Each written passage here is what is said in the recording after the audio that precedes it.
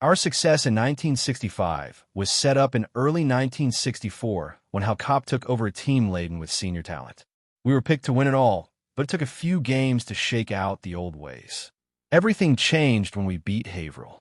The coaches had put in the I formation, with Mike Dennis as the TD scoring up back. After a loss to Weymouth, we won 4 straight to give Waltham its first winning season since 1957. Mike's success in switching from line to back was a temporary move, but it triggered the coach's thinking. In that spring practice, Ed Sarno moved from in to up back. Scoop Murphy still had many questions about how good we would be. We would find out in September when we hosted Malden. With Bob Marcoux making some spectacular juke moves on punt returns, we won 22-6 and were on our way. In the next game, Brookline scored first, then we started a roll. But not enough for Hocko, who got excited at halftime. Brookline had a lineman who looked like Oddjob from Goldfinger, and he gave us trouble. Hal ranted that we were being too nice to the exchange student. We made some adjustments and won easily. The Weymouth game was big on many counts, including the grudge match with Jack Fisher and a first-ever homecoming celebration that caught media attention. Hal and the cheerleaders led a big midweek pep rally.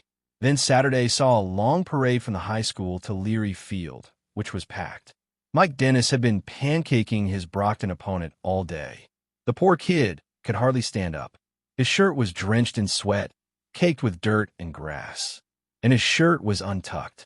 Mike yelled at the referee, "Make that guy tuck in his shirt," and the ref followed instructions.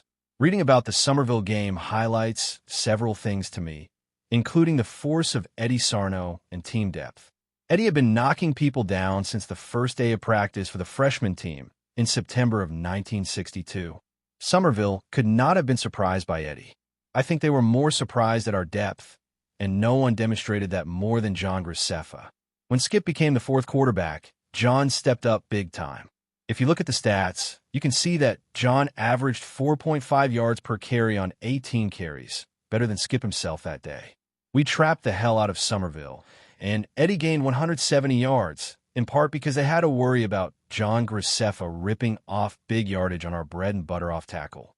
We had our fair share of injuries that year, and someone always stepped up. That is what a well-coached team can do.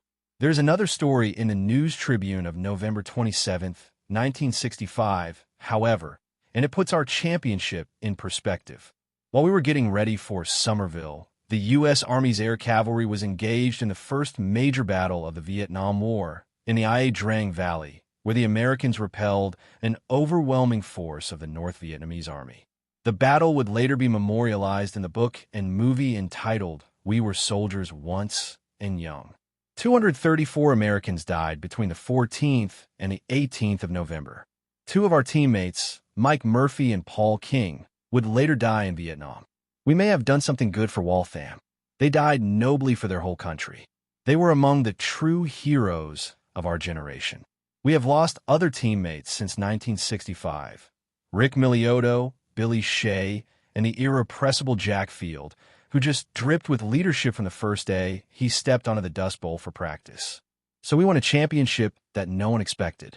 And after all these years, I like to think there were really 3 teams involved: players, cheerleaders, and band. They may have practiced separately, but on Saturdays, they were all together, making Leary Field rock, making great memories